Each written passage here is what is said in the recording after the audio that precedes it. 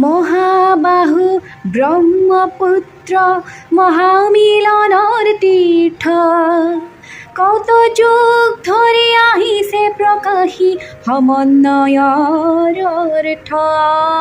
নমস্কাৰ বন্ধু বান্ধৱীসকল, আপোনালোক সকলোকে মোৰ চেনেলৰ অন্য এটা ভিডিঅ'লৈ স্বাগতম জনাইছোঁ। আজি মই আপোনালোকক দেখাবলৈ গৈছোঁ এক আটক ধুনীয়া প্ৰাকৃতিক সৌন্দৰ্য। ভিডিঅ'টো দেখি গম পাইছেই কি দেখাবলৈ গৈ আছোঁ।